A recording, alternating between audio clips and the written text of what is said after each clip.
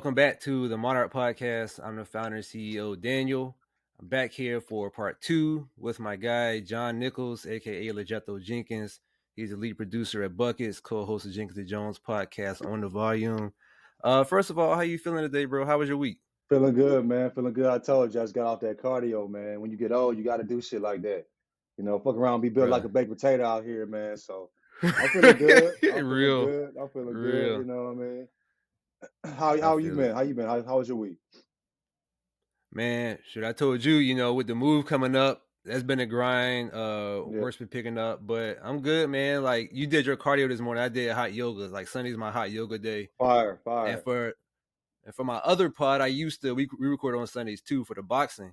So I used to do like my notes in the morning and then record in the afternoon and then editing in the evening. And I'm like, bro, I just worked a double. You know what I mean? You So feel me? Right. right. So what I do now is I do the notes like throughout the week if I can, then watch the fights, finish those notes up, That's and smart. then Sunday morning, I do my hot yoga, but then it's off to the races after that. But at least I get to break it up some. So I'm feeling I gotta good, ask you a feeling question. nimble. You feel me?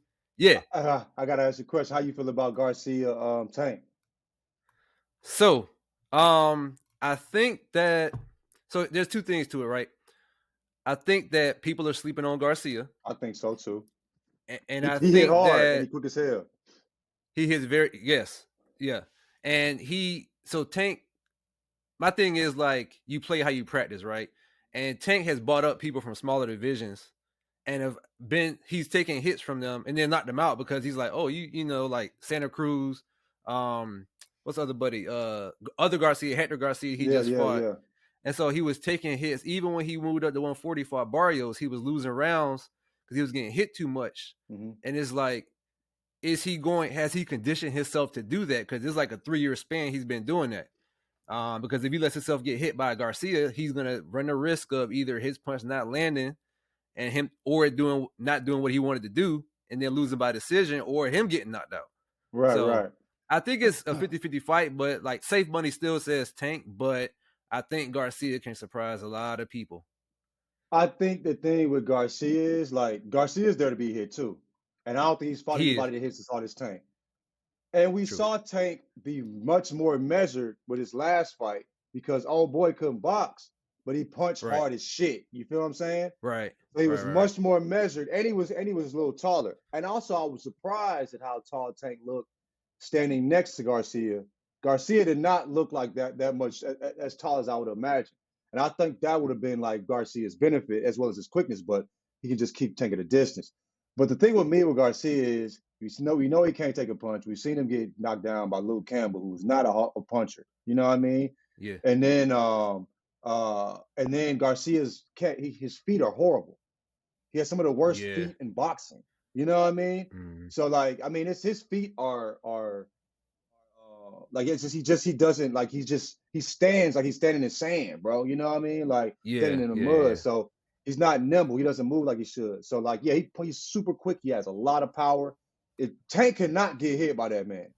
That check hook is ugly, bro. It'll hurt you. You feel me? He's knocked out many a fighter, you know what I'm saying, that played with him with that check hook. You know what I'm saying? So Tank can't eat that shit. But I think Tank can actually box. And we've seen him in his last fight and in the fight where he fucked up his left hand and he had to just fight with it. He had to fight with a jab basically the whole time. Didn't have his power hand. And he what's the little dude he fought in LA? Isaac Cruz.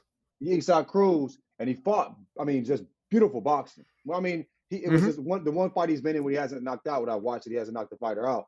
But I've been the most impressed because he had one hand and still was still able to box and score, even though he couldn't hurt him. You know what I mean? At that point, so yeah, man. I don't know. We'll see. Good fight though. I'm really looking forward to that. The fight with Plant. You know what I'm saying? I like Caleb, man. I don't know if that's that's not the popular opinion, but I like Caleb, man. I like Caleb. He came from nothing. He's been through a lot of shit. He did lose to Canelo, a great fighter, obviously. Great big win he had last fight. This fighter is a dangerous fighter he's fighting, you know what I'm saying?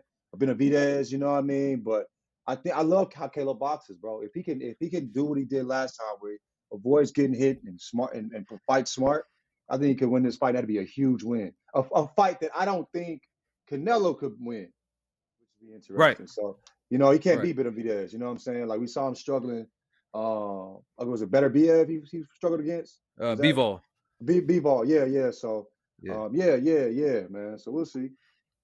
Yeah. If Benavidez if he make Benavidez respect his power, it's not gonna be sweet for him. Right. It's not gonna be sweet. Because he's a better boxer than Benavidez, but I think Right. Benavidez is that power, bro, and he punches in bunches. You know what I mean? So he has to stay on his toes at all times because Yep. I don't know if he could take a lot of he can't take a lot of punches from Caleb can't take a lot of punches from it's just point blank. He has too much Right. power. So we'll see. Yep. We'll see, man. Yeah. But let's get into it. Last episode we talked about you working as a recruiter at your alma mater. Yeah. We talked about what made you want to take the risk to bet on yourself. And we talked about your move to LA working with All Def Digital. So this episode, man, we're gonna talk about the rest of your journey, and then more importantly, where you are now. Yeah. And so where we left off last time is you had left ADD and you were headed to Yahoo. So how did that come about? Well, my homie Justin actually hit me up. He'd been trying to get us to work with Yahoo for a while, but the Jenkins Jonez brand wasn't quite Yahoo's. Right. You know what I'm saying? And I respect it. So he said there was a position open as far as like running their social media, NBA social media platforms, and I'm like, cool. Like I fuck with basketball, big fan. Obviously been a fan since basically my entire life, majority of my life. And I, understand, the social media space.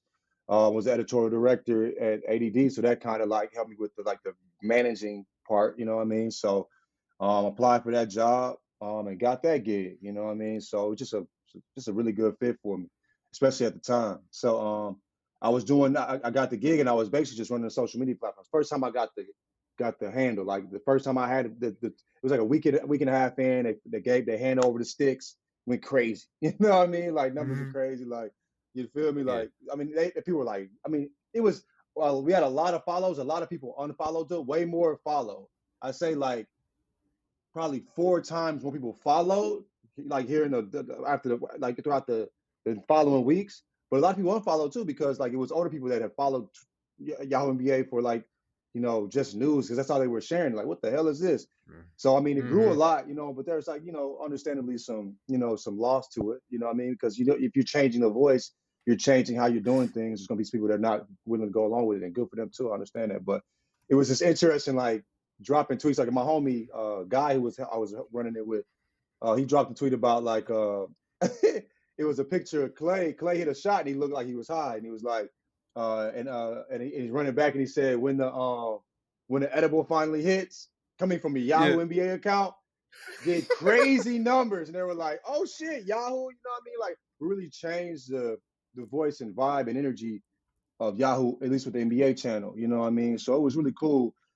But after a while, like they realizing like my video content was the most engaged with content on like video content on Yahoo. You know what I mean? On Yahoo social media. So they wanted me to be on camera more. So I was doing more on camera stuff, which I was really nervous about at first. I never really had been on camera without people that are just my homies. You know what I'm saying? Like, so I was like, damn, how do I move? But I was just myself, and I think people related to that. I think like, I always tell people like I'm extra regular, bro. Like I'm 5'11", regular brown nigga. Like it's just like I'm so regular, bro. You know what I'm saying? Like we're a size 11 shoe. Like I'm regular in every sense of the word, and I think that's my superpower though. Like, cause you can see yourself in me. Like, you know what I mean? Like you ain't gotta like squint and like, oh, I see a little bit of myself. Like The Rock is not relatable, bro. The Rock is something that motherfuckers aspire to be. You feel me? Like, you know what I mean? Like look at like, damn, he's a rock. He's like he's an actual superhuman. You know what I mean? It seems like, but for me, you can look at me and see like I think it'd be most people could look at me and see themselves in me because I'm just such a regular fucking dude. So I think that benefited me. You know what I mean? And like when I'm doing these things, like I'm fucking talking to, working out. I'm working out with what's the boy name? boxer, Pacquiao. Pacquiao? Pacquiao, working out with Pacquiao, now you shoot it out quick, man. Working out with Pacquiao. I used to watch Pacquiao videos, like him just hitting the bag at my Right. last job. And I just was working out with him, and they asked me how the experience was, and I had like a flashback to like sitting back in my office watching Pacquiao fights, like on YouTube in the background, or like watching him hit the bag, like, you know what I'm saying, working out and stuff like that. And I just started tearing up, like, cause nigga, like, this shit ain't normal. You know what I mean? I'm Right. a country ass nigga. You know what I'm saying? Like, and you know what I mean? Like, my parents didn't have a ton of bread, none of that shit. Like, I wasn't. It was really that opportunity is not given to some regular dude from St. Louis. You feel what I'm saying? So like, I never took anything for granted. So like, I come at it like a fan. Like, you know what I mean? Even people like I had a like I interviewed Shaq, Chuck. I'm thinking like, bro, I remember like playing basketball with my little cousin, and he had the Shaqs. You feel me? Like, and like I remember when Shaq first came into the L. You know what I mean? Like, you know, I mean, so now I'm sitting there talking. I'm sitting there talking to Chuck. I remember when Chuck was a god before, like, he was like, I think the highest paid commentator in sports. You know what I mean? Like when he was playing MJ in the finals. You know what I mean? When he was a Mm-hmm. 30 ball. You feel me? Like, and so like I'm talking to him. I'm nervous, bro. Like I'm not as nervous as I once was, but there's still like a set of excitement. Like I never talked to these NBA players. Like I was interviewing Bones Highland. Good young talent, man. I'm really excited about him in the future. But I was like talking to him one day. Oh, I was interviewing him, and I'm like, bro, you're in the league. Is that not fucking crazy? Damn, you really in the league? Like I'm like, you know what I mean? I'm like, he started Yeah. laughing, like, cause he was like, yeah, like, but I'm a fan of these dudes. You know what I mean? Like, and I get and I'm blessed to have the opportunity to talk to these folks. So I never took any of these for granted. But like, yeah, so I'm getting these opportunities, and it's been beneficial. And I think the fact that I don't hide my regularness, nigga. You know, I'm not in here trying to, bruh, I'm Right. everybody. You know what I mean? Like, you know what I mean? So there's nothing like intrinsically special about me that made me put me in this position. Like, you know, I just kept grinding. So and got here. So yeah, man, like yeah, so I think that benefited me. But that's what I was doing at Yahoo. I loved it there. I was doing writing and stuff like that, which I dug too. I see my stuff like picked up on ESPN, things like that. You know what I'm saying? Like, um, it was just cool. It was real cool. But we got to bring a little bit of energy to Yahoo that we hadn't seen, that hadn't been seen at Yahoo. And I created a show, Dunk Bait, which was the highest performing show on social media platforms. Mm-hmm. And then, you know, Zach and Josiah, went to Buckets, and they just recruited me. You feel me, to go over there, and now we all doing basically that show over there. It's called Out of Pocket though. And Mm-hmm. but yeah, when I was thinking about creating the initial show, Dunkbait, I was thinking about what shows do I like. I like Deez and Mero. You know what I mean? I like, you know, Ancient Aliens. You know, Action Bros Ancient Aliens. So I just mixed that stuff up. I wanted to make a basketball show that you like, even if you don't like basketball. And so that's kind of what we're doing with at Buckets too, you know what I mean, where we're creating content that's, you know, with basketball platform, but you know, it's for just, you know, we're asking questions that have nothing to do with basketball about these players as well. From these players, we're trying to, you know, humanize them, you know what I mean? Like, so yeah, but I was talking to Mike and Tyler about this yesterday. Where my favorite compliment, I love like all the, oh man, y'all got me through hard times. That's just blowing my mind. Blows my mind when they say that shit, right? But what I really dig is people say like, I love this podcast and I don't give a fuck about basketball. You know what I mean? It's Mm-hmm. like, yo, because we're a basketball podcast, but we're not. We're just homies that talk about things we give a fuck about. We just happen Right. to love basketball. So like, you know, we talk about a bunch of different things, but that's like how, you know what I mean? That's a really, it touches me because that's how I try to approach content. Is like, I'm not trying to make content for, you know, just people that are in the fans of basketball. I'm a fan of a bunch of shit that ain't got shit to do with basketball. You know what I mean? Like I'm a fan. My interests are extremely broad. You know, I'm an extremely curious human being. I don't know a lot, and there's a lot to learn out there, and I want to, you know, make myself put myself in a position to learn as much as I can. You know what I mean? So just extremely curious, and so like create from that lens. You know what I mean? So it's cool when people can see like, yo, this is about basketball. Basketball is the foundation of it, but it's not all of it. You know what I mean? I can enjoy this even if I'm not, you know, I'm familiar with that space. You feel me? So yeah. And how we talk about it too. We talk about like people talking about shit. So I hear people talking about things I have no idea about, but it's interesting to me or funny to me what they're saying because of how they're saying it. You know what I mean? Mm-hmm. And that's how we move. And I fuck with that. So I want to give you guys your flowers too, because I listened to that interview with the Pastor Solomon, Solomon. Missouri. Fire. I, Bro, go ahead. it was so Continue. good. I'm gonna just say it was so good before you go. I'm on the fence, right? Like, so my dad is a preacher. I'm on the fence Oh about wow. sharing it with him. You know what I mean? Like, but I know that like, it's gonna be hard for him to sort of navigate through like the language and stuff like that, which is nothing to me. But it's like if you want to hear the Right. message, you can get the message. But you know, sometimes people put that kind of red tape over it. You feel me? But fire. Powerful words he was sharing, bro. You know what I mean? Like, I was born in the church. And I think I've kind of struggled with not, being a part of, I'm going to church in like over a decade. You know what I mean? And as of late, I've kind of struggled with it having a daughter, where I think going to church is a big part of the Black experience. You know what I'm saying? So I want my daughter to experience that. But at the same time, like, I haven't felt connected to the church in a long time, and I still feel connected to God. I still believe there's a higher power. I don't know if people say I'm crazy. I'll be like, I might be shit, but that's what I believe in. You know what I mean? I don't know. And even he said, like, faith is a hope. Like in the word faith, like he was saying that's just saying you have hope for something.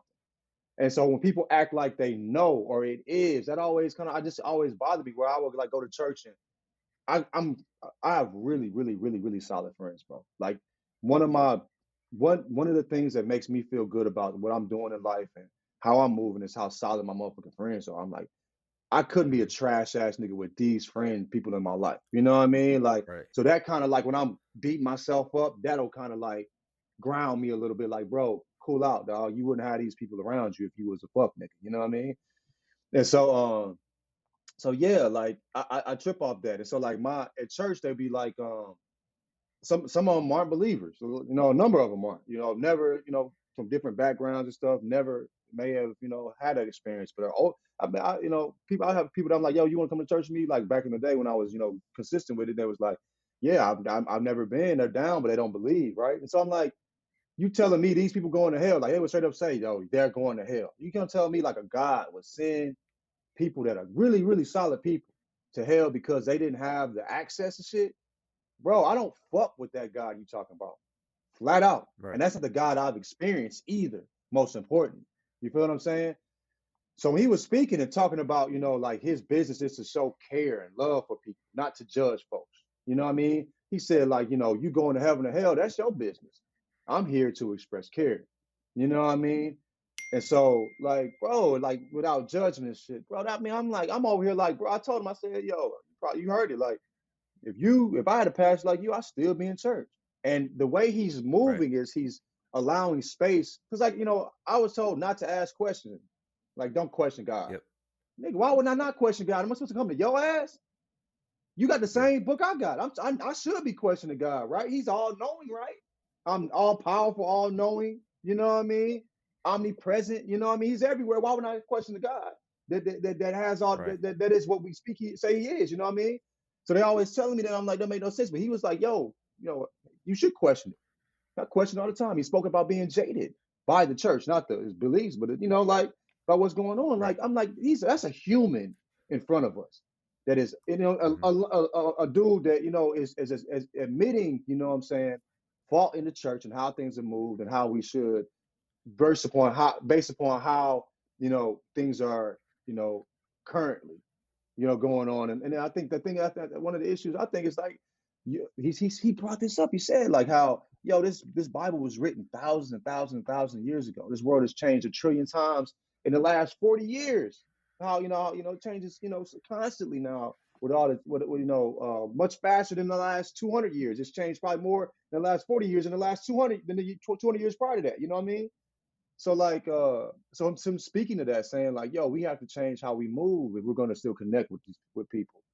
And that's what you know. And him speaking, saying those words, bro, like for real, it made me comfortable. Like he was like, I'm a rap with him about here, you know, places I could go to church, maybe, you know, get my daughter familiar with the word, and you know, she can make whatever decision she wants. But you know what I mean? I wanted to have that experience. I think that's an important experience. Like shit, we were singing hymnals, like we were singing some of these hymns we were singing, like these are words that we was like singing that in slavery to get us through the day. You know what I mean?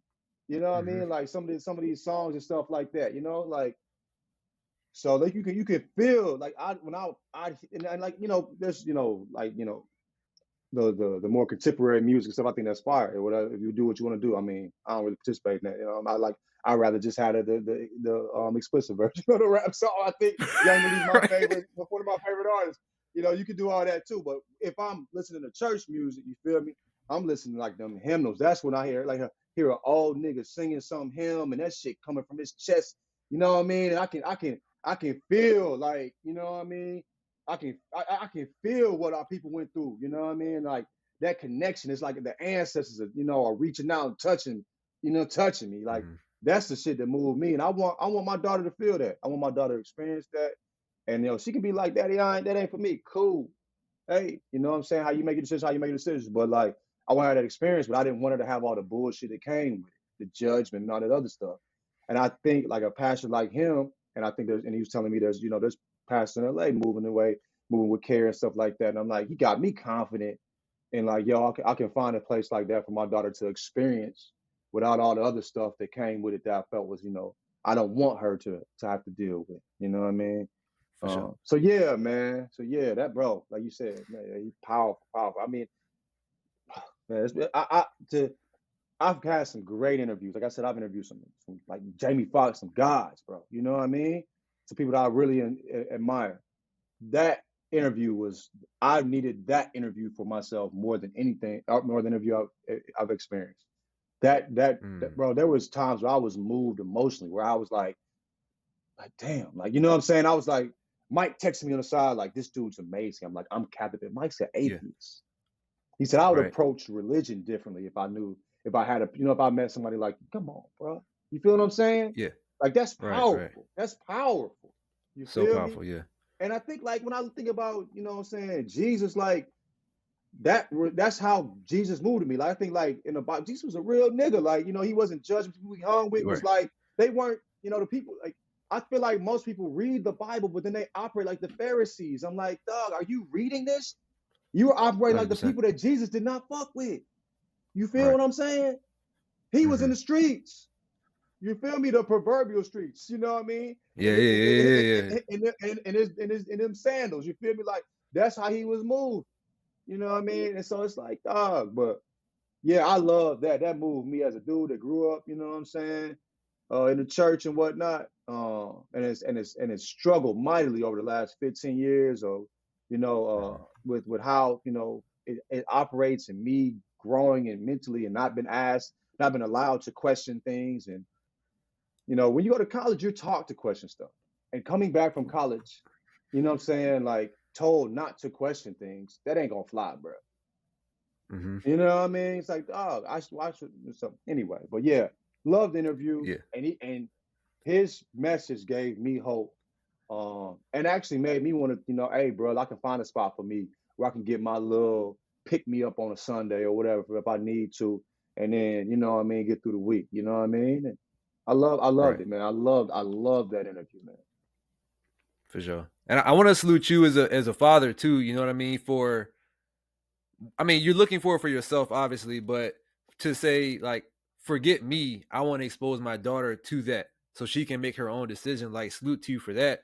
But I also want to say to your point, to me, you could argue that the Christian that doesn't question does not effective Christianity, because if somebody is not Christian comes to you, you can Hmm. say, well, if you look in the Bible, it's like, bro, I don't want to look at the Bible right now. What you think? You know what I Right, mean? And right, so it's like, right. if you don't question that, you don't come up with your own answers. I've done so many writing and podcasts on this, bro. We could go all day with that, but Yeah, salute to yeah. you, But I mean, man. like we all had our experiences. The vast majority of black folk, you know what I'm saying, have had grew up in the church, you know what I mean, or had, real life experience in the church. we weren't like every Sunday with it, you know what I'm saying? But I have, I was in the choir, I was singing in the choir, and we had Sunday school, and Mm-hmm. we might miss a few, we might go once a month, 1 month, or we might go every day in a month, you know what I mean? And on Wednesday, just depended. Wasn't too always consistent, but it was a big part of our upbringing, you know what I mean? And so, like, we all have grown though too. We are existing in this world, and we are thinking differently than the people that raised us in the church. You know what I mean? Like the deacons, the deaconesses, and all that stuff. Like the pastors that of old. We don't think in the same way, bro. You know what I mean? We have been exposed to way more. You know what I mean? Like I was talking recently. I'm in a barbershop. People just a toxic conversation, and they're talking about gay people. I'm like, bro, I don't see the people that I have gay friends. I never think this dude gay. I think he's my friend. I'm not thinking about, Exactly. he's, Exactly. and Pastor Solomon said, bro, that ain't none of my business what he got going on in his bedroom. It ain't none of my business. You feel me? You know what I'm saying? Like, bro, that's my friend. Like, I don't think like that. So, like, for you to tell me to separate myself from all this, I don't even see that when I'm with you people that you tell me to separate myself from. You know what I'm saying? Like, and also you telling me to separate myself from people who I love and are good, great people. You know what I mean? Good, solid human beings. And that don't make no Mm-hmm. sense to me either. So like, yeah, so Yeah. that doesn't speak to me in the way that I need to be spoken to. And the way he was moving, in the way he talked, bro, like, I mean, like I said, it gave me a lot of hope, man. Yeah. For sure. So, two more questions before we get off the Yahoo and on to the next part. But in For another sure. interview I read, you said that there was a lot of red tape that came with working for a bigger company. How did you navigate that, or did you have to navigate that? I'm sure you did, but To a degree, yes. Like when it came to making dunk bait, like I had explained my thinking a lot. And it's not. I hate that I said that in an interview because it made me. My experience at Yahoo was great. I work with great people, sure, sure, but when sure, you're sure. working with people who have been in the game for like, there's some people that have been in the game for like 25, 30 years. You know what I mean? And they've earned where their position in that spot. Worked hard to get there. You feel me? But they might not have the same understanding of things that I do. You know what I mean? Because things have changed so fast as we just spoke about. You know what I mean? Things are much different from when they came up and were in my spot. You feel me? So there's a lot of explanation that had to go into like, this is why we're doing things this way. This is why I want to. And it's fine. It's fine. They're actually being responsible by making sure that they understand the decision I'm making. But at the current spot, it's a younger group. You know what I mean? So like, and that are making decisions, and they're just and not just younger. I mean, they're just more, a part of the space in which which they exist in. Bro. I mean, a dude, a man or woman that's in a position where they're 50 something, 60 years old. You know what I'm saying? Worked 30 years at a company or 30 years within the industry and got to where they're at. They earn their spot. But I don't expect them to understand social media or like I do. That'd be ridiculous. I grew up in, what I'm saying? I spent damn near 15 years, you know what I'm saying? You know, in it, you know what I mean? Like, so why at their age would they even operate and move in that space like that, bro? You know what I mean? Like, it's a crazy expectation. So yeah, my red tape, I hope it didn't. I hope that quote and me saying it doesn't make people think that I didn't enjoy my time at Yahoo. I enjoyed my time thoroughly at Yahoo. I just feel like um, it's been easier to get things cleared at the spot I'm at now because when I say things, when I make an idea, immediately people understand. There's very little explanation that goes into it. I had to you have to get more granular when you're dealing with people that don't necessarily understand the space as much. And it's responsible of them to do that, but it does require more red tape in order to get things pushed through. And it's a fine. It's like being in an ad agency and selling a campaign to somebody. I mean, you have to prove, you have to show your work. You know what I mean? It's basically like doing a math problem and showing your work. How did you get here? Cool, understand. You know what I'm saying? You can do it. So that's all it was. You know what I mean? no, I feel you. And for what it's worth, like I can't speak for everyone else. I didn't take it that Yeah, way. I just read it yeah, and was yeah. just like, I would like to know more about that. You know? Yeah, yeah, cool, cool, Um, cool. I mean, I didn't think you did in the way you said you did, but I was just hoping it did. when I read that, I was like, Sure. oh, that made me sound like I was saying. Like I really enjoyed my time at Yahoo and the people I worked with. They were great. You know what I mean? So For sure. Yeah. Any big lessons that you learned during that time that stand out to you? so basically what it did for me was it taught me that I could it gave me more confidence in in myself and what I can do. At ADD, I learned that okay, yo, I could do this for a company. Like I'm not just a social media nigga just did it. You know what I'm saying? Like there's, like I can the things that I thought and the thought that I brought into, when I created, different products or whatnot for myself or, when I was the person that, came up with the idea and gave myself the go ahead, it works at a company as well. You know what I mean? So that's what ADD gave me. And then also working at Yahoo, it just was like, being on camera, interviewing people.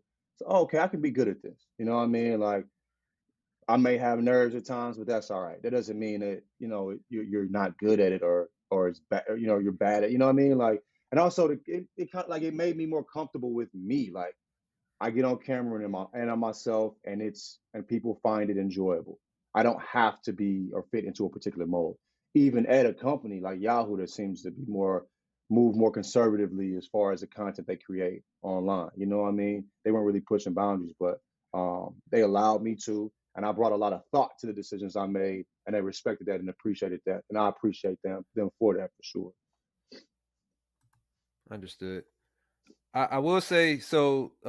You was talking about how you interview, and I'm just a person that generally like I'm a curious person also, and I just like pay attention. And I notice sometimes like when you tweet, you kind of tweet in a way where you just kind of you're like in touch with how you're feeling. Like I remember one example is I'm just paraphrasing, but it was one Yeah, time your mom had came out to visit you guys, and you had like crab legs, and it was like you, her, wife, daughter, and she was like, "You got yeah. a good life," and like the way you kind of like reflected on that was just in a way where it's like this dude is like in touch with this moment. He's present. Do you feel like that makes you a better interviewer, or do you feel like that was a skill set that you had to build on top of that, or like what part of that do you think Hmm. it is for you? I notice a lot of things I need to work on when it comes to interviews. But I do try to remain very present when interacting with people when they're interacting in an interview. You know what I mean? Like we had like I got the questions I want to ask and all that stuff. But in the moment when the interviewer says something, I think I naturally try to remain present, but also I'm very curious. I think being curious has helped the most because they'll say something. I'll be like, expound upon that. You know what I mean? I'll try to add upon that. I'm curious about what you just said. You know what I mean? Like, yeah. So I think that's a lot have of like good tidbits have come from me. Just what? Oh, that's interesting. Tell me more. You know what I mean? Like, so I think curiosity has helped me out in so many ways. It's helped me to learn about a lot of things, um, and it's helped me like just I'm just naturally curious. I think that benefits me. As far as being in a moment, like that moment that resonates with me. The reason that resonated with me that moment so much was because I think it was an important moment for my mom. You know what I mean? Where like I've seen like my mom has said things like we were at the I don't think I tweeted this out or I try to I just some stuff I don't really I don't know maybe I thought about tweeting but I didn't tweet it but we were we were in say we were in Atlanta for Christmas, all of us, and my mom was up. She would get up with me when I had some. I have my daughter in the mornings. You know what I mean? That's just how it's worked out. I get up early anyway, so it makes most sense. You know what I mean? So I have my daughter in the mornings, and so like I was up playing with my daughter. My wife usually has her at night. Plus, she might sleep through the night, but it don't matter. Like if she wake up, it's easier for Raleigh to, she's more aware. So anyway, I just have her in the morning. So like I was playing with my daughter, and me was just giggling, laughing and shit. My mom looked at me. She says, I ain't got no more babies. My babies are my grandchildren. And she was just looked at me like that. I think 40 years old, finally looked at me. She's like, damn, my baby ain't a baby no more. He got a baby. You know what I mean? Right. Like he's taking care of a kid. And like, she talks about how like, much she loves me as a dad and how, great she thinks I am, and that means the world to me, honestly. But like moments like that, like so, like when she said, "Y'all living good," it was like it seemed like to her like it was a pat on the back for her. It was a moment that she Mm-hmm. wanted to see. Like y'all living good. Y'all know y'all sure know how to live. Y'all sure know how to live good. Like she enjoyed that. Like we cover the shit, big ass table my wife bought because she liked having people over. I was like, yeah, does it gotta be this big? No, I like being able to crib by with just, what I mean. But anyway, Yeah. covered it in trash can. Me and my mom would listen to music. I think I was high too. And so like we listen to music, you know what I'm saying? Conversation, cracking crab legs with our hands, real tactile experience. You know what I mean? It ain't no cuteness Mm-hmm. when you know what I mean? And we Right. just like we doing good for ourselves and we still know how to like, you know, like do some real country shit where we enjoying ourselves, a nice little vibe. And my mom was like, probably like, damn, you know what I mean? Like John is, Yeah. he all right. You know what I Yeah. mean? And for me, even more than me being all right, you know what I mean? For her to feel like that really touched me. It was a hell of a compliment coming from my mom. And for her, it almost made me emotional talking about right now. But like for her to see that, it probably brought her a certain level of peace. You know what I mean? And that's what I mean, bro. Like as a man that's getting old, they got a kid that, wants to have that moment one day. Mm-hmm. I can understand what that meant for her. You know what I'm saying? So For sure. that's why it was so important for me that moment. That's why I remember it in that way. That's probably why I described it that way because it was something that set with me. But yeah, I'm just an emotional nigga, bro. I love a good I cry. feel it. You know what I'm saying? So Yep. yeah, so maybe when I do tweak those moments out, I kind of exhibit that I'm, and my two like people ask like, what's the difference between LaJethro, Jenkins, and John? Nothing, nigga. The name. You know what I mean? The Jethro just a Yeah. pseudonym. It's not a different personality. You know what I'm saying? Like that's Right. me. You know what I mean? It's not me all the time. I'm not always. You know what I mean? Like when I'm on camera Yeah. and I'm excited, that's naturally me when I get excited and I'm talking to folks and having fun. But the vast majority of the time I'm just kind of chilling. You feel me? But yeah, like that's a part of me. That's really a part of me, bro. That's who I am, G. You know what I mean? So yeah, man. That's cool that you speak that though. I thank you for telling me that. That makes me feel I don't know, it made me feel good for some reason that you held on to that, because it was an important moment to me too.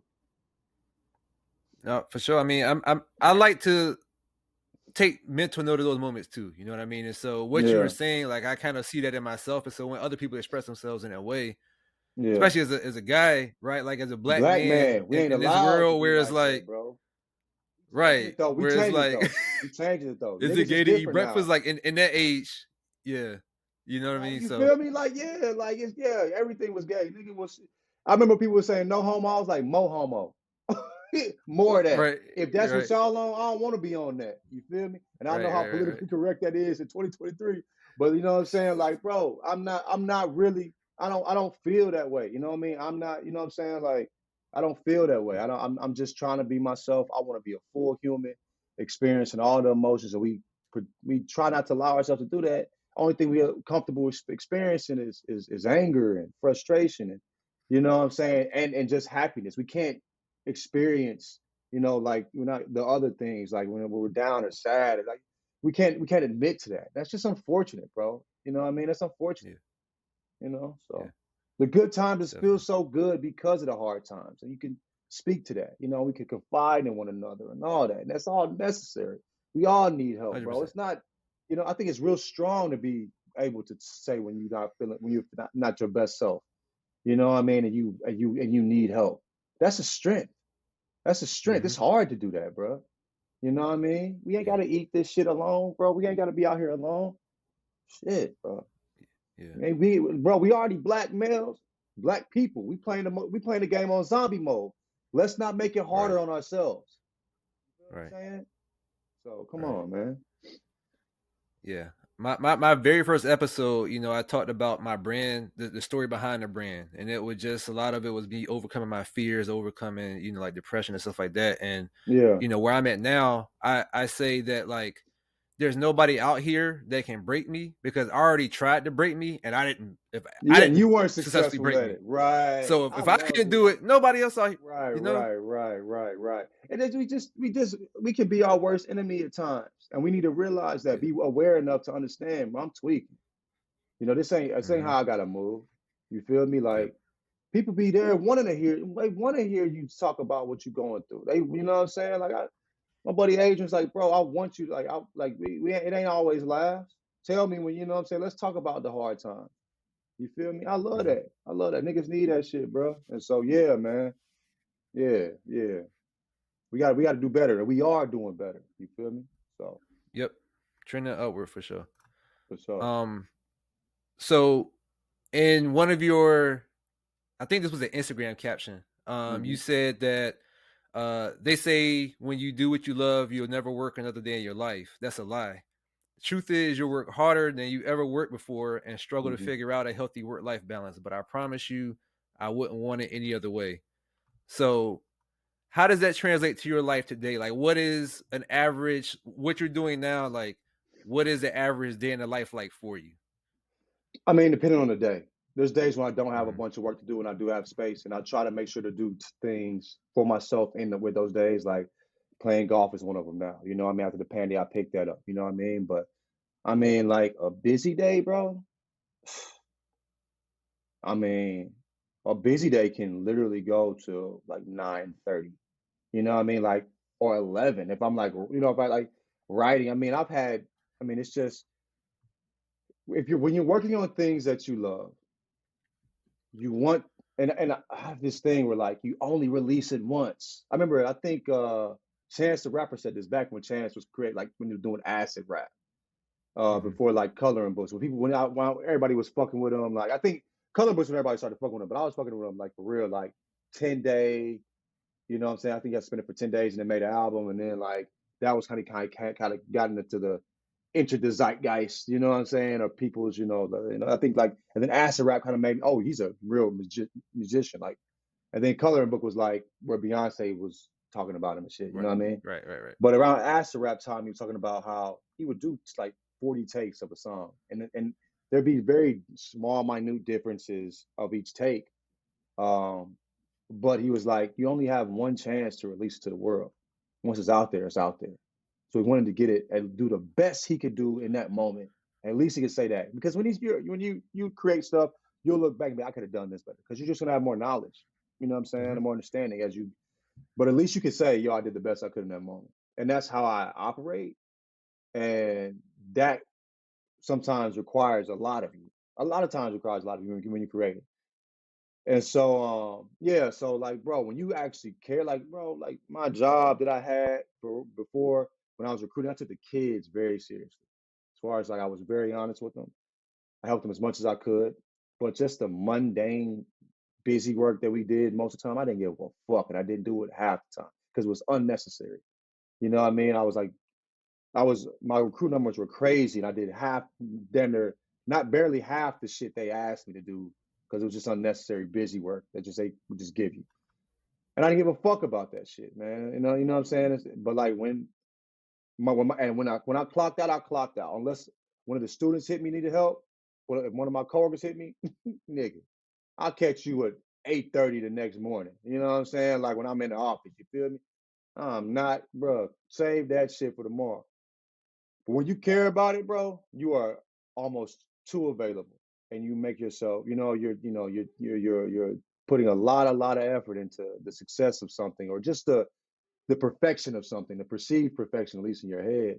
And it's just, and sometimes you struggle balancing everything out, and it's like it's a good, but it's a blessing. It's a blessing because it's much better than what I was doing when I was clocking out at 5 and fuck everything, But I spent my majority of my weekdays doing something that just didn't feed me, around people that I wasn't fed outside of the students. I love the students, but the vast majority of the time I spent was not with students. And the more you moved up in that position, the less you're around students.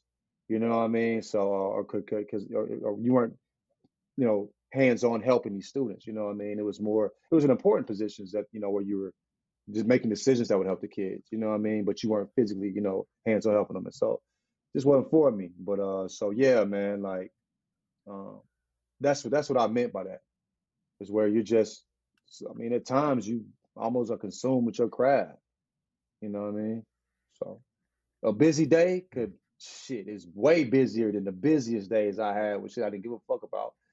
Because after Right. I'm done, I'm still thinking about it. And then when it drops, I'm reading it. Like my wife clowns me because after I drop something, I'll watch it. Like after it drops, I'll watch it like for a day and a half, like hundreds of times maybe. And it's just I'm like nitpicking. It's crazy. Like man, I should have did this little boy. And people, I don't know, it'll be 100% positive reaction sometimes. Not always, but something. But most times, so a lot of times, and I still will be like, damn, I could have did this better. You know what I mean? Mm-hmm. It's just part of doing something you love, man. Like you have to balance that out. Like where you gotta like, all right, man, this is 150 times watching this shit. You gotta leave this shit alone, bro. Right. Go Right. go touch grass, nigga. You know what I mean? Right. God damn. Yeah, so that's what I was talking about. No, that makes sense. That makes sense. You may have answered this already, but what was your favorite interview so far? And if it's different than your favorite, what has been your most surreal interview? My favorite interview, for the reasons I told you, was a Solomon interview. That was Sure. I yeah. figured. The most surreal interview. Pacquiao is very surreal because I actually worked out with Pacquiao. Like I was running with Pacquiao. Like I told you, my experience watching Pacquiao and shit like that. But I say surreal. It might have been Jamie Foxx. It was like okay, like there was three of us for similar reasons. I'll say that all of them: Jamie Foxx, Chuck, and Shaq. And the reason why was because when they're in the room, they make you feel like you're the most important person in the room. Hmm. And I see why these people are like Jamie is so talented. Like Shaq and Chuck have a particular like that. They're so talented in the sense that like, bro, Shaq had 10 we had 10 minutes with Shaq, right? Ended up spending like 25 minutes with the man. He was talking to me about Sade. I had to have a Sade poster in the back, right there, that cartoon. You know what I'm saying? He was like, "Is that Sade?" I actually have like a actual poster of one of her album covers too, but it's not displayed here. And so he's like, "Is that Sade?" And he's like, "I gotta tell you the story." So he's sitting there. This is off camera, talking about this after we're done shooting. They're having to like Shaq. We have a deadline. Like the people are trying to. Yeah. They're trying to reel him in because he'll just sit and talk with you forever. Mm-hmm. Chuck, man, Chuck made me like nigga. I'm like okay. I felt like me and Chuck was old golf buddies. You Mm-hmm. know what I'm saying? It's like they have this weird knack of making you feel, and it's like also too, Jamie Foxx, Chuck, Shaq, gods at what they do. Like you know what I'm saying? Mm-hmm. Not the literal sense, but the figurative sense. Gods, like the highest of high. Two Hall of Mm-hmm. Famers, one of the most talented humans in the world is Jamie Foxx. He can damn near do everything, right? You know what I'm saying? Like figurative gods, the 1% of the 1%, and they are kind as a motherfucker, bro. There is no reason for anybody on this planet to be treating people with any lack of kindness. You know what I'm Right. saying? So for like, so I'm like for these people to have reached the pinnacles to be as popular can be. You know what I'm saying? And when in person they are the kindest. Like bro, these are the lessons. You know what I'm saying? Like Pacquiao, I'm sitting down eating breakfast with this man. He's like, want more? You know what I mean? Like, like what the Mm-hmm. fuck? I'm just John Nichols from St. Louis, Missouri, my nigga. You feel me? Pacquiao, multiple world champion. And five weight classes he got you know what I'm 8. saying? 8 weight nigga. You feel what I'm saying? You know what I mean? And this man's like, you want more? Like, the fuck? So like Crazy. meeting a lot of these people, like these people that have been like at the peak and are known and well respected and could get away with being assholes. You know what I'm saying? Just not be. It's been really eye opening and a beautiful, beautiful experience seeing the humanity of a lot of these people who seem bigger than human. And I say that's like the most surreal shit. You know what I mean? And the people that haven't been the kindest are the people that aren't as popping. I've realized that, and I don't think they're not as popping because they're not talented. Maybe it's how they moving through this world, how they treating folks. You know what I mean? People want to help and work with people that they like. And if you're a mean person, you're probably not well liked. But if you're kind, people tend to go out of their way to make sure that you succeed. And bro, that's really been really important to me, bro. If you meet me out in the street and all that shit, bro, like people, oh, you know, like, oh, you so and so. I'm amazed that you know who the fuck I am. First of all, you know what I mean. And I'm very appreciative that you support my shit, bro. Thank you. That is the reason that I get this opportunity. You know what I mean? The support of people is why my daughter is eating, nigga. How am I gonna treat it? You know what I mean? Right, like, nigga, I have no right to disrespect or mistreat anybody. You know what I'm saying? And most importantly, like I said, I'm regular as fuck, and I've never forgot that. My mom would talk about that. She think I'm just regular as fuck, dog. You feel me? And I've never forgot that, dog. And I always will hold on to meeting these people and realize and see how kindly they treated me. When they could have got away with not.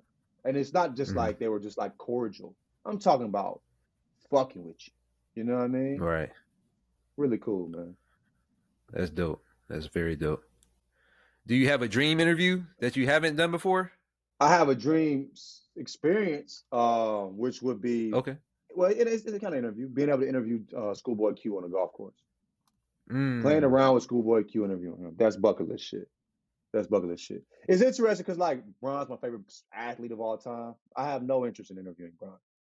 You know what I mean? Like it's just like, you know, Bron's so like I probably won't see the human that Bron is because Bron's just so like, you know what I mean? Like he's so aware, and you know that's why he's so successful. He's brilliant, you know, when it comes to this, being just aware of, you know, of his surroundings and what he means to, you know what I'm saying, to basketball, the NBA, how, you know, very brand aware. That's why he's so successful. You know what I mean? But very rarely you're gonna get the human side of Bron. You know what I mean? Like from just me. You know what I mean? It's gonna take like a David Letterman to sit down, and you know what I mean? Like it kind of, you know what I mean? And a guy that's been in there for 40 years that knows the in and outs and the tricks and all that shit, bro. You know what I mean? I'm not that. But yeah, so for me, it's just Schoolboy Q shooting the shit. You know what I mean? Playing golf, rapping with him about, you know what I'm saying? No pun intended, about, you know, life and golf and being very regular on a golf course with Schoolboy Q. That's what I would love to be able to do. I see the vision. You see the vision? You see the vision? I see it. That'd I see a dope it. interview, right? For sure. Dope interview. You know what I'm saying? I think, like, you know what I'm saying? Somebody said one time I was out on the golf course and I had on, we was playing in the rain. I had on, like, you know, the rain joint. I had on some like fishing gear, you feel me? Country shit. I ain't gonna buy that expensive ass. I went to Dick's Sporting Goods and got me some fishing gear, like the country nigga I am. You feel what I'm saying? Well, I was out there looking like I was, you know. But anyway, somebody said, you look like if Schoolboy Q was in I Know What You Did Last Summer. And that, I was like, bro, you just fired my ass up to the point where I brought it from Instagram and shared it on Twitter. Look at how this nigga baked me. You know what I mean? Because this, bro, he was like a dude that had like 150 followers. It was in my DMs. Yeah. People needed to see that one, though. He had that queued up. Yeah. He had that heat for a nigga. He hit you like that. With the world. Bro, he knocked me clean out. I had nothing else, so I couldn't come back. He hit me with the, that was a Tyson, you know what I'm saying, hook. Right. You feel me? He knocked me clean out. You said what? You said what? The mannequin, you know, the with the mannequin where he like. Look at this. Hey, he hit me with that. I said, yo, I got to share this one, bro.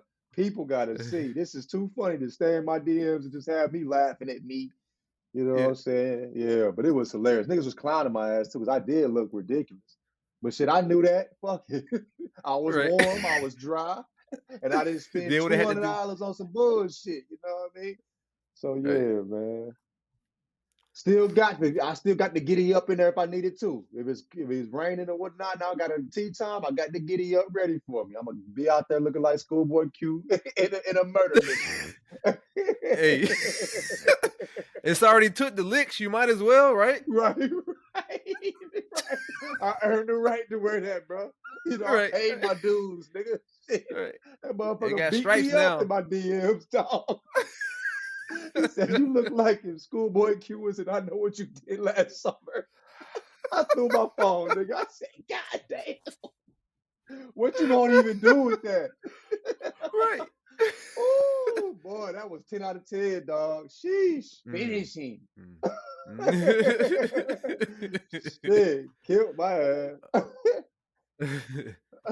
A few more questions before we get on out of here. Yeah. Um, what is the difference between, let's say, 2015 LaJethro, right, the one that started Jenkins and Jonez, and Mhm. 2023 LaJethro in terms of like skill set? You talked about how you kind of go back and watch your tape.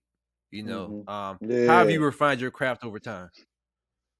I just think I'll have a better understanding of the production side. So much like, bro, you look at some of my shit, the idea was great, but the lighting, you know what I'm saying? Mm-hmm. The the audio. You know what I mean? I was just making do, and it was good enough for social. You know what I mean? Like I didn't need Yeah. a big production too, but I want to do some more involved projects that's going to require, you know what I'm saying, some a more refined eye. And I'll probably, obviously tag team with some folks with that too that people I really respect. But that would be it. It's just I care more about the. I listened to the old Jenkins and Jones, and bro, we was just that wasn't a show, nigga. It was just two niggas talking shit, and it was enough. It was Mm-hmm. funny. It was fun. People fought with it, and it got us to where we're at. It's the foundation. But now we doing more of a show, and I also understand like how things should flow. You know what I mean? Like, how to, transition from one thing to the next. It's just, and also just more comfort. I'm more comfortable, on camera. I'm more comfortable. Bro, we talked about it. We was getting drunk just to do the show. We was just Mm-hmm. sitting in our rooms talking to but we was just nervous because it was like, Right. what I'm saying? But more refined eye, more comfort. And what I do miss is that grind I had, bro. Cause you know what I mean? Like I just, it's all that mattered to me. You feel Mm-hmm. me? And so like I miss that, and I'm working on like, trying to balance that out. You know what I mean? Like we're like, bro, I come home, I'll be up till 2 a.m. I'll be up till 4 a.m. I can't even do that no more, bro. 4 a.m. editing a video. I don't have the, you know what I mean? Like I don't have the time to do that. So like, maybe it's not grind the word. What I do miss is the time that I had to just put into my personal projects. You know what I Sure. mean? Um, and because a lot of times I spend it, for my job or whatnot. But there's a good balance, and there's time I got to take a better advantage of. So, yeah, man. Mm-hmm. Do you feel like you made it now? And if you Hell do, no. what would get you to that point? There's a particular number in the bank I need to feel like I made it, because that's where I can say fuck you to everybody. I wouldn't. I don't want to say that to anybody. But that's where I could. And that's that we call that fuck you money. You know Mm-hmm. what I'm saying? Where you could just be like, fuck everything. I'm good. That's where I feel like I made it. But even then, bro, I just don't think I had it in me, man. Like my mom, she retired and she started something else. You know what I mean? Like I don't ever think I feel like I quite made it. I feel like I've come a long way, but I feel like there's even longer to go in front of me than there is behind me. You know what I'm saying? So and that kind of drives me. But yeah, made it. hell no. How? You know what I mean? I'm with you. That's still, like if I can get up and not go to work anymore, that'd be good. That's when I think I've made it. You know what I mean? My family good. We'll be good forever. You know what I'm saying? We be fine living off the interest from our investments. Cool. You know what I mean? But I'm not even close to making it as far as like made it. I feel like I've done really well for myself considering the circumstances, you know what I'm saying, and where I came from. Um, and I feel like there's a lot more I can do. Lot more I got to do, bro. You know what I mean? So, and I'm excited about it too. It's not a, I don't think I Mhm. would ever want to feel like I made it. Honestly, I would like to reach that point financially just for the freedom. You know what I Right, mean? right. But even then, I think I'd find other projects, things to get into, and ways to challenge myself. And there's so much out here in the world, bro. There's so much to do, so many things to experience. So nah, man, I got a lot more to do. Well, what do you do to celebrate your wins then? Because everything that we've talked about, every Hmm. step that we've stopped at during these last two episodes are wins. Do Hmm. you do anything in particular to celebrate them, or do you have like a ritual for that or anything? My wife talks about it all the time, bro, man. Like it's okay to celebrate this, John. You can be happy. Like once I win, and I'll be thinking like, what's next? I'll Mm, get an opportunity, and I'll be like, okay, so what can I do? Like it's just I don't know, bro. Like honestly, the win is the work. Like if I'm doing work that I think is dope, I'm part of that. That's why I feel like I'm winning. So like if I get an opportunity, oh, I'm just so grateful. Never lose sight of the great. Never feel like I'm always grateful. You know what I mean? But I remember hearing Jerry Seinfeld, funny to use him as an example, but made $1 billion off a show he did for 10 years, right? Billionaire off of, Seinfeld. Like, things connected to this. And it'll probably be, you know, doing reruns, you know what I'm saying, for the next 40 years, bro. Just one of them shows. And he said, like, yo, like what motivated him and all that, and what do you think got him there? And he was like, it wasn't him chasing the money. The $1 billion came from him being motivated by the work. So it's the work that pushed him. You know what I mean? So they just was obsessed with the work, doing good work. You know what I'm saying? And that's where the billion came from. It wasn't from chasing the bread. So like for me, I just want to get to the point where I'm doing work I'm just really proud of. Like I'm dropping shit I'm really proud of, creating stuff I'm really proud of. And I got a long way to go with that. So yeah, yeah. So I think when it comes to um, celebrating the wins, I'm very thankful. And in the moment, I'm like, hell yeah. But then almost immediately, I'm just like, what are the things I need to create and build? And, yeah, so that's how I think. it's a good segue. Does that Do make you have like sense? a what's next? No, it makes What's next? sense. No, it makes perfect sense. What's next? I want to create something within the golf space.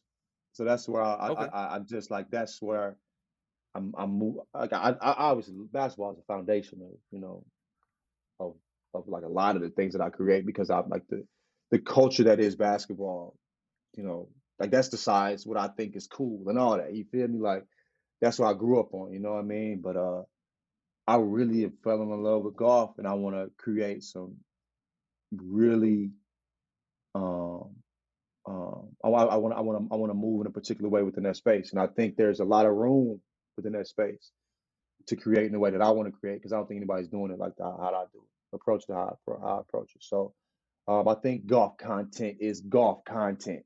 It's made how golfers have made shit for so long.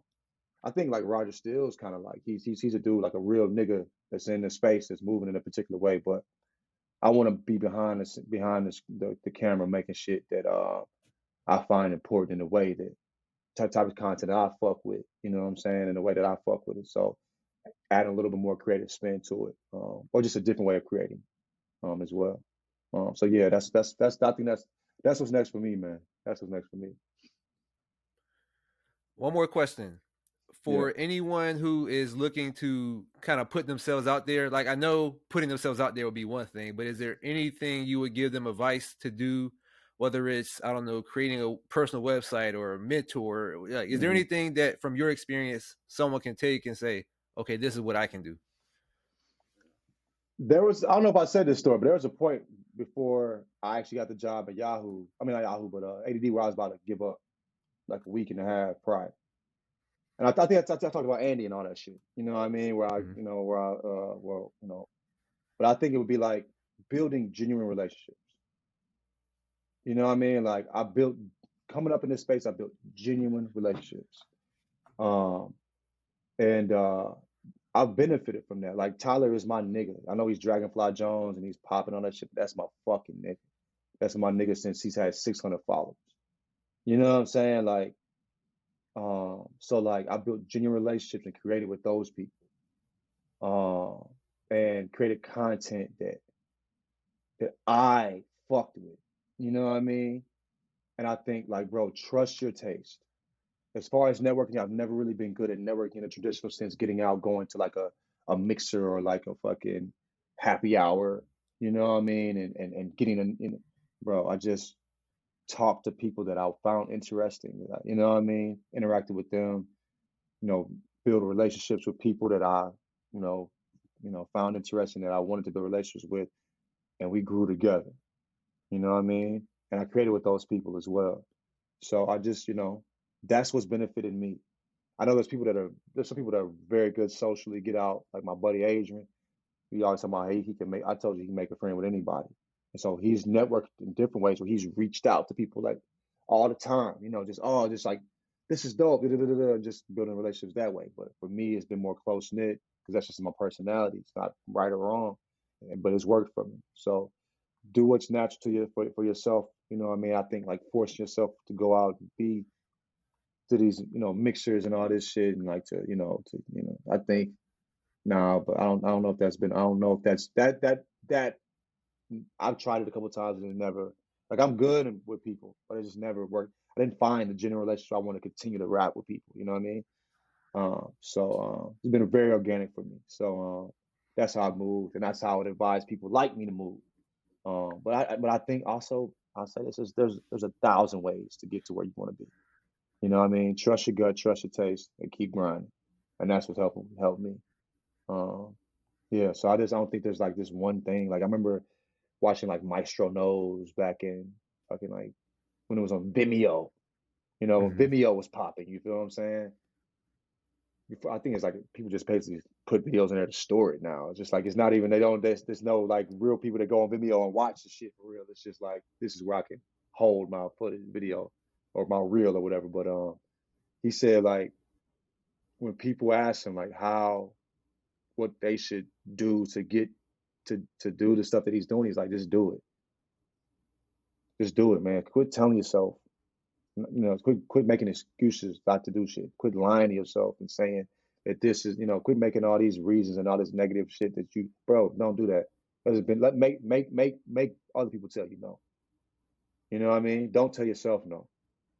And so I think that's how you need to move. It's like, yo, if you want to do something, figure out a way to do it. It might not be exactly what you want. Do the best you can. You know what I'm saying? And don't tell yourself no. Make sure, let other people do that shit. There's enough people out here that'll do it. You know what I'm saying?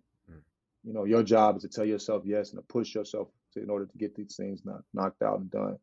You know what I mean? So I would move like that. That's what helped me out, bro. A lot of times I'd be like, man, my son did it. And there's some things I dropped. I was like, man, this shit weak after it came out. You know what I mean? I'm glad I did it though. I need to learn that shit. You know what I mean? Like, it's all part of the process, man. Don't be too hard on yourself, man. We all out here learning, trying to figure it out. You know what I'm saying? So, yeah, man. I hope that Cool. helped. Respect.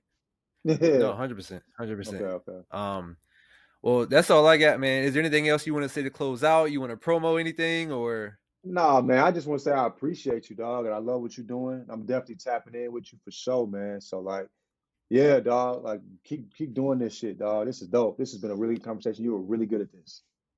You were really good at Oh, this, man. appreciate You that, know what I'm man. saying? Nah, you really good at this shit, dog. You know what I'm saying? That means Like, a lot, bro. I For felt real. extremely comfortable rapping with you, man. So, keep that same energy, dog. I love this. This is fire, bro. For sure. Hey, You appreciate tight, that, man. You man. tight.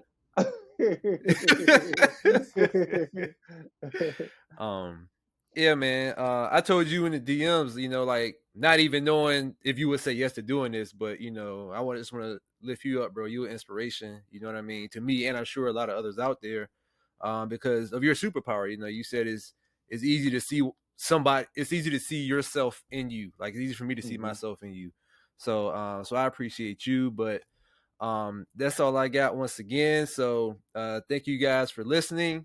Again, my name is Daniel LaJethro. You can find me on youtube.com/ at the Monarch Brand, themonarchbrand.com for the product, podcast.themonarchbrand for the podcast, and the socials. That's all I got. Thank you for listening. Peace. Peace.